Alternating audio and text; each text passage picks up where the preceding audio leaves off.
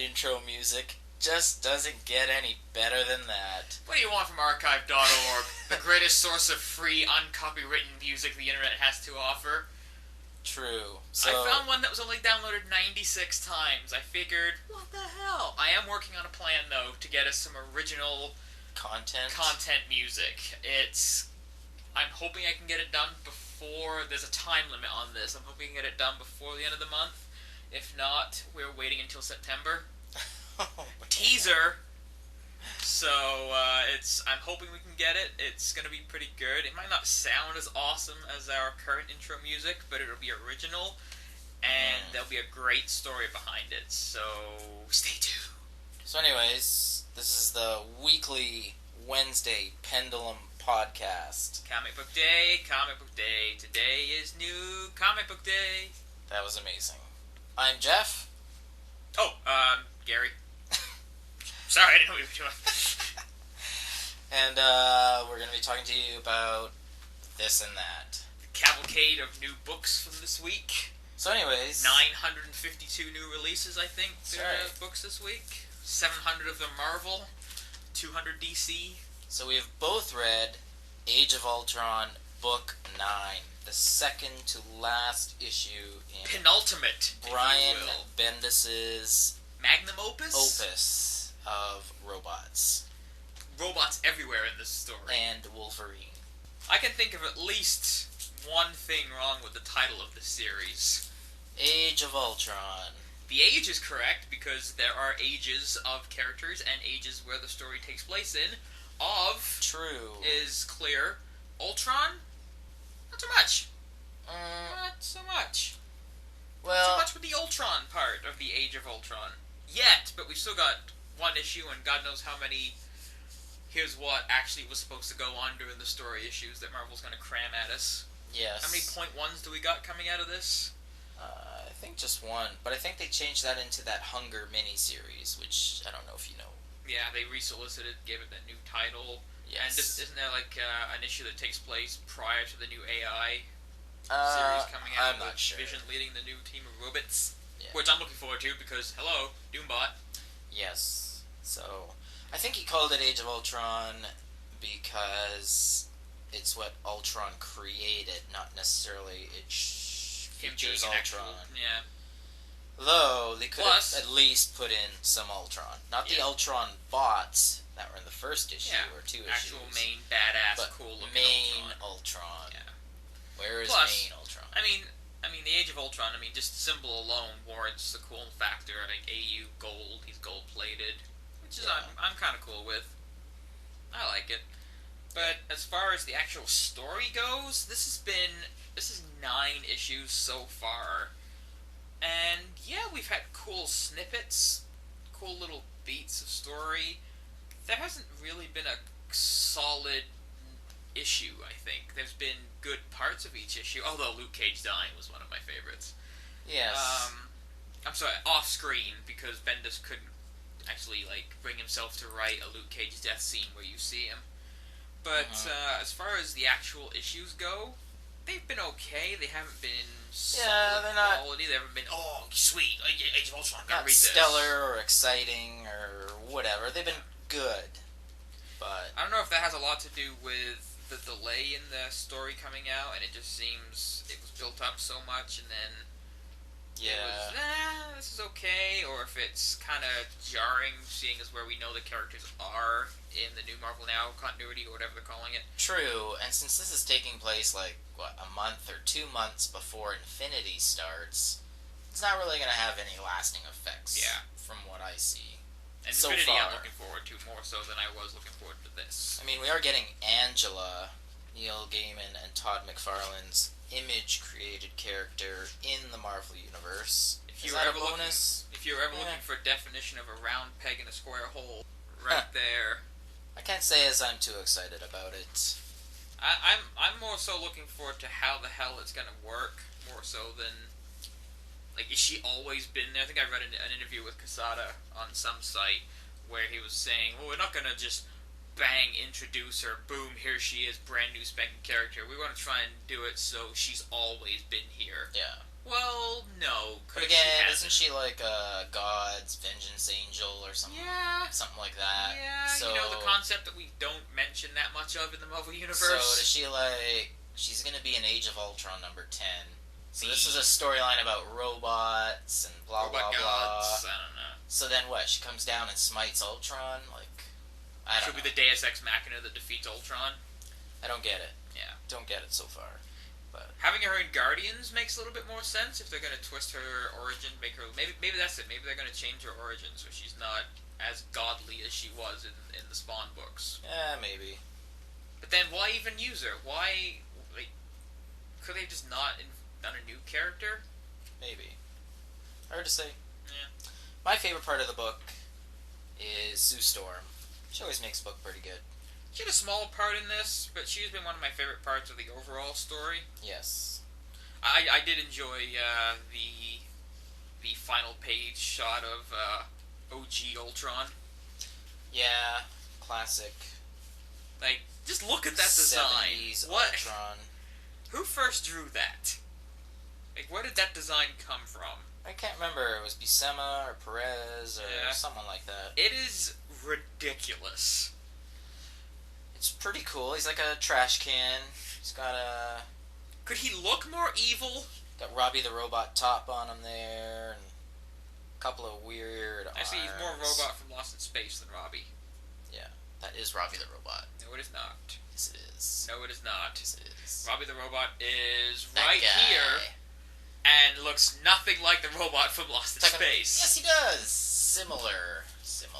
Robbie the Robot clearly has a domed, pointed-shaped, rounded But head. if you look it up... I'm looking at Robbie the Robot right now. If you look it up, they're both called Robbie the Robot. Positive. I don't think they are. I think they are. I don't think they are. I think they are. I think they're not. I think you're wrong. I think I'm actually right. I and we'll prove it in the after credits. Alright. Look it up. But anyway, as far as this once more stellar issue goes, I kind of want to see a miniseries that shows this battle between Morgan Le Fay and the Defenders. Yeah, that was pretty cool. Because, what happened to this world where Morgan Le Fay, curb-stomped Doom, took over Latveria, has magic and tech on her side, a la Doom, and is just rocking the free world against the Defenders. Yes. Let's tell that story. I mean, it's going to be a what if, but I mean, this has been more interesting to me than the Age of Ultron. Just those little tiny snippets we're getting, because it's this is the world as it is now, but we're not going to do much with it. We're just going to drop these little hints here and there. But I like when they do that, the alternate versions. I think it'd be cool to see some what ifs. Yeah, they'll probably do a what if or something on it. So maybe at some point. Yeah, an Age of Ultron spin-off what if to show what happened with Hank Pym / Ultron not being there because he was knifed. Yeah. The story part here with the mangled Iron Man telling Wolverine about what time is. Yeah. The concept is cool. I like the idea that they're putting in the whole time is alive, blah blah blah. Not new, done before. Yeah, nothing revelatory. This is Tony Stark talking to an X-Man. If there is one character type that knows about time travel, it's gonna be an X-Man. He is well versed in the mechanics of time travel, even if he doesn't know how it works, but he's done this shit before. Yes. X-Men and time travel kind of go hand in hand, and the whole we're not alone in the universe, again, it's an X-Man. Half his team at one point was from alien worlds, so exactly. I'm pretty Future sure. Worlds, Bishop, Cable. I'm pretty sure. Rachel Summers. Yeah, we know there's alternate Hope times. Summers. They know there's aliens. I think, and then the look of shock on Wolverine's face, we're not. I know. Yeah, I'm pretty sure Hank Pym dying before he created Ultron didn't stop aliens from coming to the Marvel Universe. Maybe that's the big twist. True story. Another hilarious part, which I found entertaining. Now, I know you give me shit about this, about you're looking too deep at things, shut your brain off, enjoy. I have this really weird thing where my suspension of disbelief is quite high. It is a comic book, remind you. I know, but my suspension of disbelief is quite high where I can look at something that's happening on screen, that if it makes sense in the world, the rules of the world it takes place in, I'm fine with it. like Neo in the Matrix flying or bullet time. My suspension of disbelief extends. That's fine. When Wolverine has his leg obliterated here in this shot, what the fuck is keeping his leg on? Adamantium. Hello. His lower part of his leg is connected to the upper part of his leg at the knee by nothing. By adamantium. He doesn't have adamantium tendons. Yes, he does. No, he doesn't. You can't prove he doesn't. Because he has none on his legs right now. Yeah, he has no skin or bone. Oh, I always thought he has bone. Whenever they pulled that shit where Wolverine gets like all of his muscles and shit burnt or blown off by something or other, Sentinel or whoever, they always show whatever part of his body is hanging out there, still all attached together. Nothing holds bone together except muscle, ligaments, and tendons. Adamantium tendons. That didn't fucking happen. That is not a real thing. But anyway, that's it's just one of those things where it's same thing when they do in movies, where they go to an archaeological site and they dig up a human skull and the lower part of the jaw is still attached. Correct. Nope. Yeah. Look up actual crime scene photos. Your jaw is not locked into your skull. It's on Maybe it is. Oh, by time Lord. and petrification. Those things actually just... Oh, gee, fuck. Oh, man. One of my favorite parts of the book was the very first page with Iron Man selling Audi cars. Yes. That's amazing. Yes. It's never a bad day at work when the commute looks like this. You know what? Fuck off. Iron Man pimping out hand-drawn Audis. Yep. Nothing wrong with that. You don't even see the car. I'm not even quite clear upon what they're at. Are they advertising Iron Man 3 or Audi here? There's more Iron Man detail than there is the car. I'm just kind of confused. Because everyone knows what Iron Man looks like. No one knows what an Audi looks like. No one knows what this Audi looks like. You don't see it. I don't know. The splash page at the beginning of the book is really cool. The helicarriers just obliterating New York. Yeah. Once again, the Daily Bugle signed the most indestructible piece of signage in the entire Marvel Universe. True. That shit survives anything.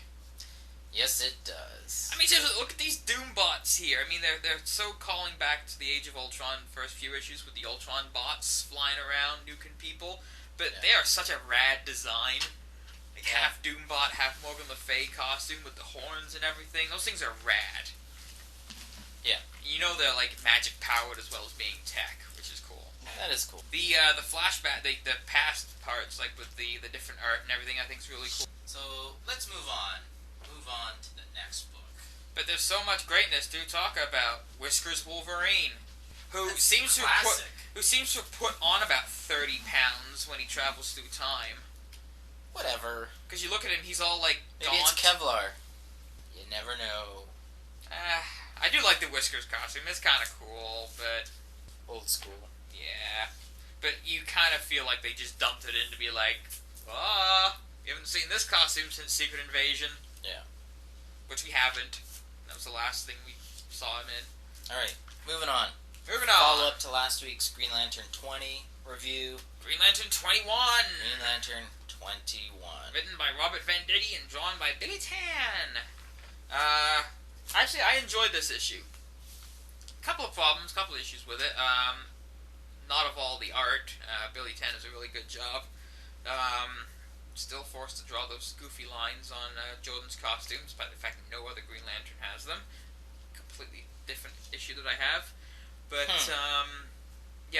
this part of the story takes place soon, so it's future stuff not locking in, which is cool. I like when they kind of tease setups, but we just had that in the future stuff at the end of 20, so maybe not doing a futures tease at the beginning of the first issue already. Maybe. So does it open up a whole new arc, or does it continue? Yeah, it opens up like a whole new arc. They kind of retread some things, and like, this is how Green Lanterns work. This is the core. This is us fighting. It's kind of like a beginning issue, sort of introductory issue. I know it's going to be a jumping on point for people, which is not my favorite term when it comes to the comic book industry.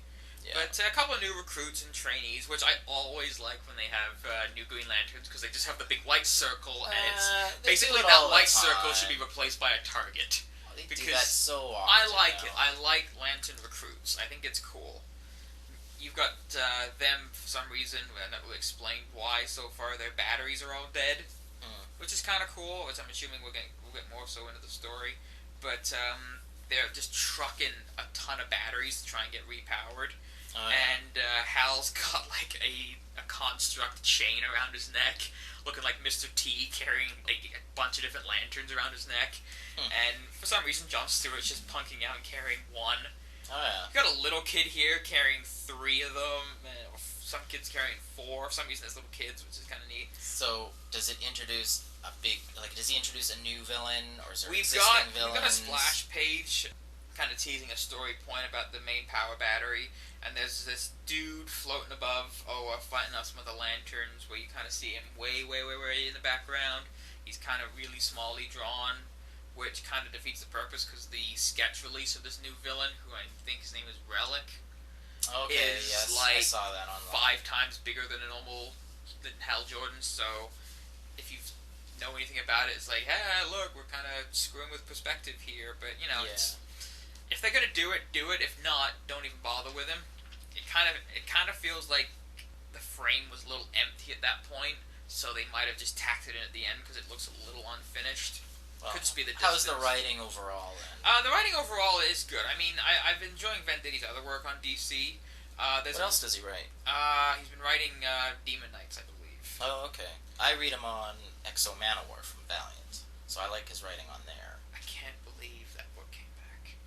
Exo Manowar? Can't believe it. It's amazing. It is so Exo good. Manowar. Like, there are very few characters where you can say the name and it just sounds like you're saying the 90s. Yeah. That's one of them. I don't know. I would think more Bloodshot describes the 90s than Exo Manowar. Bloodshot. We Anything need a noun with the and word a verb. blood in it screams 90s. It's just not, Blood Wolf, Bloodshot. A real thing, Blood Wolf? That was Rob Liefeld's of course Lobo it was. Of course it was. Well, we after the sometime in the future part, we have a weird little exchange here with Hal and Carol. It's kind of retreading a lot of things. Like, previously she was so happy that Hal's alive. Now she's kind of pissy that he's the same guy. Well, you don't think he's gonna done that a million times? Yeah, it's setting him up. Like they had the future tease where they get married, but you can't find narrative conflict out of a happy couple. So this kind of feels like an artificial wedge being driven between them again. I don't know. I like Carol and Hal together as a couple, and I think there's territory to be explored there with them not at each other's throats all the time. Now driving the wedge is a little... we just got them back to a point, but anyway. We have a lovely spread for Unchained. Does it set up nicely for future storylines? It kind of hints that there's going to be some stuff with them on again, off again, but we've seen that before. Like you said, we've seen that all the time. So why not have them be the opposite of that for a change? Okay, so big question then, after reading this issue, will you be buying number 22? I think I will. It's got some cool setups. We've got like Templar Guardians who just came in and now they're fucking off. Yeah. They're going. They promoted Hal to lead the Corps, which again, interesting concept. Hasn't been done before. Could be kind of cool to see. Having a Green Lantern run the show. I can't think of a time where they've done that before because they've always had the Guardians around or a Guardian somewhere. Yeah. So having him get promoted up to running the Corps could be kind of an interesting thing. Does it make you want to buy the other Green Lantern books? Not especially, despite the fact they cram Larfleeze in here out of nowhere. Like, I know he's getting a solo book. Exactly, which is kind of making me feel why he's in this book. I'm not the biggest fan of Larfleeze. He's not totally offensive. I kind of like the concept of him as a character, but I might check out his first book. There are a lot of ads for upcoming DC books in this thing, though. There's the 2-page splash for Unchained. There's the 2-page splash for Trinity War. which, as I look at the Trinity War splash page, looks pretty friggin' cool. It looks cool, yeah. I thought it looked cool the first time I saw it. Although we've got Green Arrow going toe-to-toe with Superman, and Superman breaking his bow in half while shooting Simon Baz. Apparently he just hates the color green. Yeah. But, so we've got 2-page splashes for 2 upcoming books. Well, there's some seeds sown for some other battery issues. The batteries are on again, off again, being able to recharge rings. So they're kind of laying some seeds, and there's a possible bad guy, a good guy love issue coming up. 21 then must buy, maybe buy, don't buy for our listeners. I feel as if you've been reading up until this point, it's not worth dropping. As far as a kickoff to a new storyline, if you have any interest, it would be a good jumping on point. I don't put it as a must buy. I don't think you have to run out on. But if you have interest in the character, it's definitely not bad. It's not right offensive. Jumping on point. It's a good place to, if you've been kind of on a Geoff Jones burnout and you're kind of done with his stuff and you didn't get up until now, and you want to try and see a fresh take on the character, a fresh writer, this would be a good way to go. Alright, sounds good. My favorite part of the issue is actually right at the end with a bunch of new recruits showing up. It's something I haven't seen in a Green Lantern book before.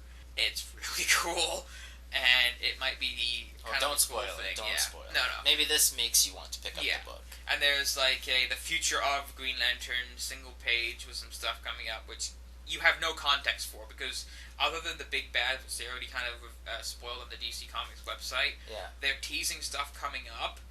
Teases generally only work if you kind of know something about what's coming up. Well, I don't know a single thing about anyone other than the big bad on this page. But then maybe it makes you curious. That's the thing. New characters, new concepts. Oh, sorry, Mogo's hanging out on the page. But that tends to work if there's something you know, tease with something you don't know. I don't know. I find I like unknowns a lot. If it's unknown, then it's okay. If I already know what is coming up, and I've seen it a million times before, maybe I don't want to. If it's in conjunction with something you don't know, then it takes you by the hand with something that you know and leads you somewhere where you don't. That's an interesting metaphor. That's creepy.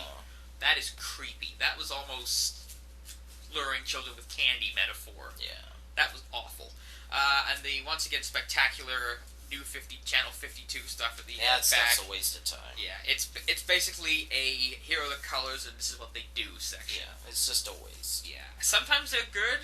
They actually had a dramatic part with one, like when Robin died. They actually had a. No. All right, I've been canned. So. What issue did you read this week, Jeffrey? Alright, my additional book that we will be talking about is you will be talking about Fearless Defenders number 5. Awesome cover. So they've pumped out 5 of these already in a pretty quick schedule. Plus the Age of Ultron, so technically 6 issues. No, that was... No. Yes, it was 6. So 6 issues, that's right. Because that one was last week, as a matter of fact. So... Ooh, it was. Anyways... Best part about these books are the covers, which pay homage to many things. You mean homage? Homage? Homage? Homage? If anyone would like to prove me correct, it is homage. I know it is. Okay, good. I thought we were Anyways, this cover is particularly cool as it pays homage to video games of the past, such as Street Fighter and basically Marvel just vs. Street Fighter. Capcom and stuff like that. Pretty cool. The other ones had paper doll cutouts. Is it She-Hulk in her FF costume? That is yes, it is in her That's FF awesome. costume. It's pretty cool. Yeah. And she is facing Valkyrie in her newish costume. Basically, the whole run so far has been Misty Knight and Valkyrie somehow getting together, investigating these artifacts that have been dug up, which this chick, I can't even remember anymore. Warrior Woman?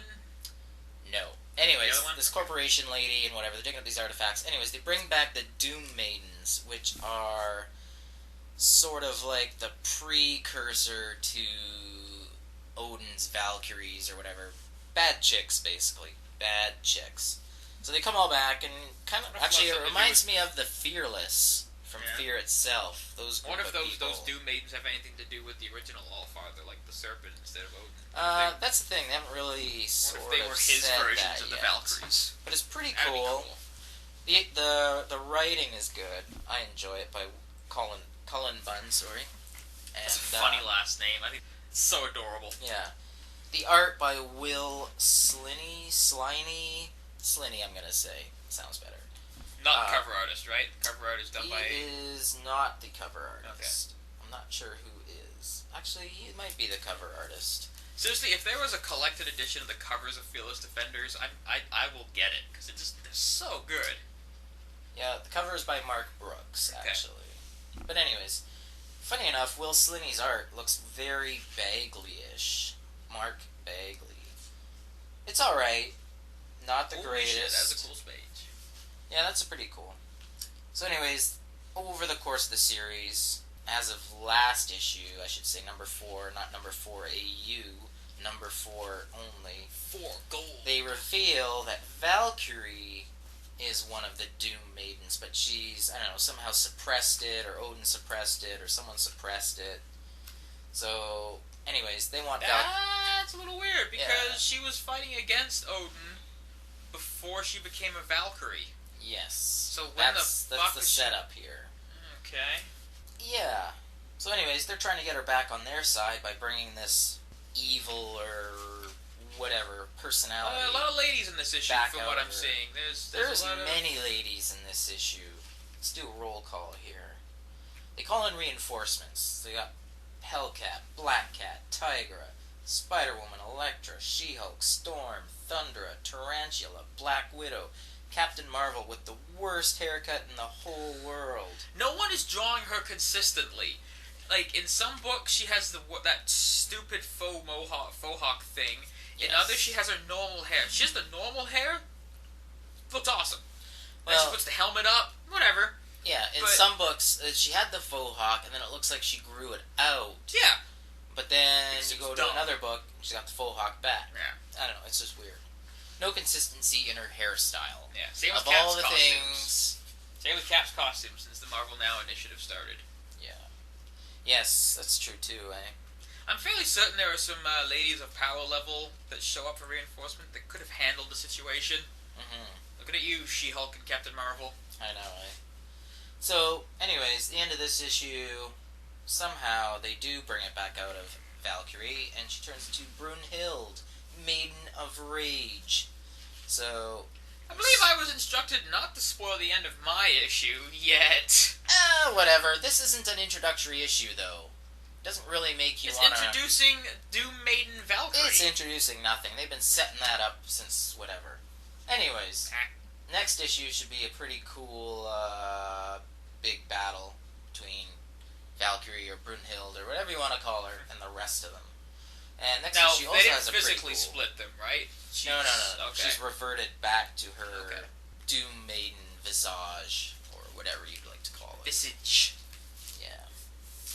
So must buy, kind of buy, pass, skipper? It's not a good introductory issue whatsoever. You have to have been reading it from the first issue. Well, they're kind of in the middle of an arc. But if you pick it up as a trade, which I'm going to guess will be the first 6 issues or so, I do recommend it. If you like Valkyrie, which I do, and that's why I purchased this title, it's not bad. It's good. It's not like super good or super exciting. It's just good. You mentioned not bad, but good. The trades there. I wonder if that issue 4 AU issue is going to be included in the I don't think so. I believe it's collected in the massive $75 Age of Ultron hardcover. Huh. I wonder if that's going to be the same for all the books that have the AU issues. I believe so. Huh. Well, that'll be another one I won't be buying then. Because I have all the issues, and a lot of the Age of Ultron stuff I already get, so... Yeah. Well, yeah, me as well, so... I probably won't get it either. Although, if it was at a reduced price, I might. But the Age of Ultron hardcover does collect 1 through 10, 10 AI, Avengers Assemble 14 AU, 15 AU, FF 5 AU, Fearless Defenders 4 AU, Spear Spider-Man 6 AU, Ultron 1 AU, Uncanny Avengers 8 AU, Wolverine and the X-Men 27 AU. So all the AU issues are in there. Honestly, the only issue I really enjoyed out of the AU tie-ins was the Fantastic Four one. I thought it was really cool. The only ones I've read have been the Defenders one and the Uncanny Avengers one, which I didn't actually care for that much. It had very little to do with the Age of Ultron. It was basically just the Apocalypse Twins massacring the Morlocks, or fighting the Morlocks and killing off Havoc and a few other dudes, which I'm kind of cool with. Yeah, they didn't really kill off Havoc. That's the thing. He's already in upcoming books, so. Well, yeah, but that was the Age of Ultron version of Havoc. Yeah. And I am liking the Apocalypse Twins. I am more interested in the Apocalypse Twins than I am the Age of Ultron crap right now. Because how Kang is treating those two kids is kind of insane. It is. And using Thor as a weapon to Kang's own means is always really cool. True. So, pretty good solid week. I got 10 books, 8 now to plow through. I have 5, but I also picked up Harbinger Volume 2. Harbinger. Which is... The first volume was amazing, so I'm going to assume the second volume will be just as amazing. And the newest volume of Walking Dead, which is always a solid read. Yeah. Although, because they only put it out however many months in between each book, I tend to forget what's happened in the previous book. Until I'm partially through it, and I'm like, oh yeah, that happened, and that happened, and so on and so on. And for all of you that didn't know, he killed Glenn! Last trade! Glenn! Did you know that? Well, if I didn't, you just ruined part of it for me. Yes, I did. Thanks, Dick. If you kept up with it, you would have known. But anyway, Sid won't die in the show. I mean, it'll take them 100 episodes to get to that point, so... Well... Yeah... I don't know. I mean, they have a habit of killing people at completely different times in the show, so... That is true as well. But Glenn's not bad in the show. There was an interview, I think, with one of the previous showrunners, I guess the third showrunner, where they were like, yeah, I'll kill Rick if I feel it's important. If it serves the story, I'll kill Rick. Like, holy shit. Rick is literally the only character that has survived from day one to the current point in the Carl? books. Yeah, he's survived in a fashion. I mean, he's lost like half his head and this and that and whatever. So he's probably okay. He's doing okay, I guess. What trouble has Carl been through in his life? Yeah, exactly. You know, lost his mom and everything else. His sister wasn't around that long. He was okay. No, not that long, but... I was really wondering if that was going to happen on the TV show. Well, not yet, anyways. Plus, I don't know if they're in for baby killing on that show.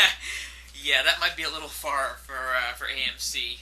Although, Game of Thrones did it Sunday night at the Red Wedding. Baby Good killing. lord. If anyone hasn't seen it yet... Yeah, we should probably put spoiler warnings at the beginning of this episode when we load it, just to be on the safe side. Well... We don't want it's all over the internet. We don't want our singles and singles of viewers to have it spoiled. We don't want to piss off that one guy. That's true. That's true. So so we're going to discuss it after this. Now, we're going to talk about it. I've read the books. I'm partway into book 4. I just kind of Game Throned myself out for a little bit, so I'm kind of getting a palate cleanser in the form of Warren Ellis's second novel, Gun Machine. So I'm partway reading that, and I fucking love it. I'm reading, actually, Terry Brooks' Running with the Demon series. It's a precursor to his Shannara series, which is like a Lord of the Rings type series. But I like all the things you've just mentioned. Yes. So yeah, I was fully aware of the events coming up in this season and this episode in particular of Game of Thrones, and my girlfriend was reading them, and I was kind of torn whether to kind of push her forward to get this read before the episode came out. So she had read it, so she knew what was coming as well. But I'm like, okay, we've watched a lot of TV shows in that where I know what was coming character death-wise. Yes. There have been 2 character deaths in shows that we have been watching that just, like, destroyed her. Rosalind from Battlestar Galactica. She was a mess after that. Who cares? It was emotional. Rosalind, like, who cares? The struggle she went through. She's a Janeway clone crying herself across the universe. You mean crying her way across the universe as in struggling with literally every breath she was taking to get people to her new home? Suck it up. Suck it up. She battled cancer and the Cylons and beat both of them! Well, whatever. I'm just saying, suffer in silence, alright? I don't want to see you bawling your face off every goddamn episode. I'm talking about Rosalind, not Adama. There was barely an episode where Adama wasn't bawling his eyes out. Same with Rosalind, man. I don't think she... Then they got together and bawled together. There you go. What? Oh, yeah. Jesus. They were always crying. Oh, okay. Sorry. You kind of... No. Never mind. Now I want to go back and rewatch Galactica because I don't think she was teary-eyed that much. I think she was. I don't think she was. Make me a coffee. Did you watch Battlestar? Have you even... Battlestar was amazing. It was a fantastic show. One of the best sci-fi shows of all time. And it didn't have Rosalind crying her eyes out every 10 minutes. It did. It didn't. It did. Oh my god, you're fucking full of shit. What about the Prophets? Whatever the heck they were called. She was crying about it. Fucking Baltar was probably crying more than Rosalind. Punch you in the mouth. Anyways. Her and Janeway should get together and have a crybaby fest. I mean, come on. Anyway, there was that and Jenny Calendar from Buffy. Who the heck is Jenny Calendar? I don't even remember that. Fuck. Oh, what shows? I've seen it all. I have them right there on the shelf in the back row. Oh, in the back row. Okay. I've seen them a million times, but I do not remember. You have that Flaming character. Star, Joyride, and Just Enigma out, yet Buffy gets buried. Okay. Jesus Christ. Shuddy. Anyways, who's Jenny Calendar? Remind me, and our viewers. One of the teachers at Sunnydale High School. Giles had a developing relationship with her. She had a whole story arc with Angel. Was she like a magic shop who had it before him? No. She was a patron of the magic shop. And then when Angel had his bad turn... Oh, that's right. Yeah. The actual death kind of took So, a very minor character. She was not a minor character. She was in there for 2 years. Character. She was in the show for 2 years. She had how many interactions... episodes out of that 2 years? Like, most of them. One every 12 episodes? One every week? No. That's how many episodes she was in? From her introduction until her end, she probably missed maybe 2 episodes. 2 or 3, tops. She was an integral figure. The fact that I could not even remember her says minor character. The fact that you have a shitty memory says a lot. That probably has more to do with the character. No way, man. Like, what's his name? Gunn? What's his name? I have more Way to prove my feeling point. for Gunn, and Gunn is terrible. Gunn was in 4 years of Angel. Yeah, and he's terrible. But I like him better than this unknown minor character you've just spoken of. If you think Jenny Calendar isn't a minor character, feel free to sound off, or sound off why she is, and I will prove you wrong. Anyway, it was more so the actions taken after her death, which was the shocking part. Okay, so if we're comparing character deaths, anyways, from Red Wedding, Robb Stark dies, his mommy dies, everyone dies in this... Except the Blackfish! True. So, everyone basically dies, even the wolf dies, and you're comparing it to Jenny Calendar, I'm not comparing, the death in Buffy. I'm not comparing those deaths from a story point, I'm comparing them... Even emotionally. From an emotionally reactive level. It's not a very good comparison, whatsoever. Not at all. Well, that's fair for you to say, but you didn't have the emotional reaction. That's fair. The emotional reaction was there. Now, based upon seeing the reactions to those storylines, I was a little afraid about what this would have done had information not been acquired beforehand. So she went through Reddit. Even still, like there was like emotions, all the feels. But again, it took me by surprise. Like you're talking about one person's emotions. Have you seen the reactions online? I did not read the books, so when I saw it, yes, it was actually very startling. I had no idea that was going to happen. Especially, like, his wife, like the 10 stab wounds in the gut. Her not being, even, like, that's not his actual wife from the books. No. In the books, it's a different character, different name, different house, different family, different everything. She's not even there.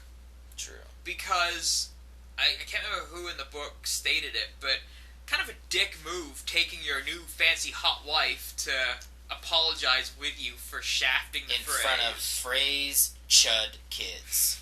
They were all chuds, except for the one that got married. She was not a chud. They were a little chuddy. But yeah, so her being there and what happened to her, the pit of my stomach was like, ugh. Like, yes. What the hell? The lesson you take away from this episode: don't name your kids Ned Stark. Yes. Don't name them. Even coming back to life through reincarnation, Sean Bean dies in everything he is in. True enough. Just not a cool name to go with. I thoroughly enjoyed the episode. It was fantastic to watch. The reaction videos online have been hilarious. That is, yes, they are hilarious. Yeah. And the Twitter rants. Some of them were highly inappropriate. Some of them were funny. Some of them were just stupid. Like someone's canceling their HBO subscription over this. Like, really? Yeah. Come on. But we had some other cool internet stuff. Like we're getting a new doctor.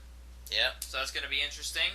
Don't know who yet. None of the names being batted around I have any particular interest in. Me neither. Having the guy who played Ron from Harry Potter be in could be kind of cool. No, that will be terrible. He'll be a ginger finally. Terrible. He's wanted to be a ginger. Terrible. I'm still holding out for Idris Elba. If it means I'm not getting any more... He will not be the Doctor, as he has his own successful show, Luther, which everyone should be watching. Which series out this summer. Never airs. And third series out this summer. So they do 3 episodes of that, and then he's got some spare time.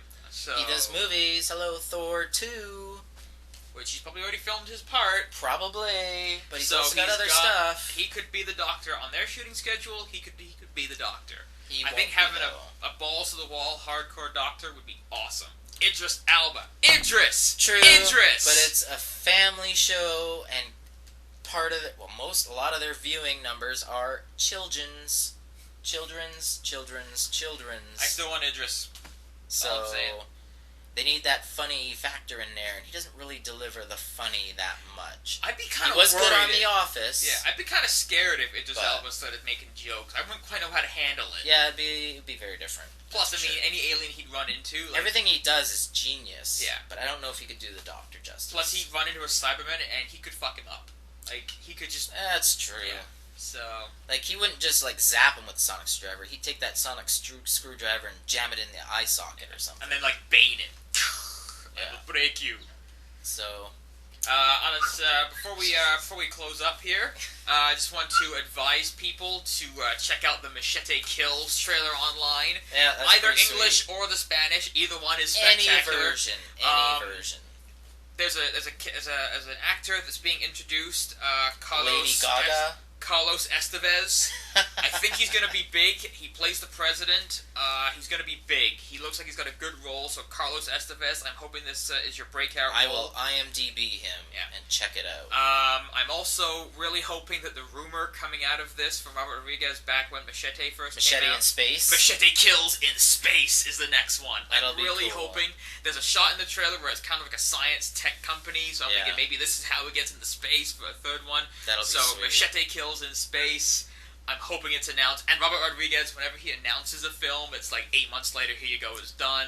True. Because that's how that guy makes films. He's pretty good. He's good on a tight schedule, So, pretty good comic book week. So far. You didn't make fun of me for my purchase at Heroes, so we can wrap the show up without We will talk about Dragon Ball in a future episode. Yeah. Not this one. Future. Until then, Geoff and Garry. See you next time.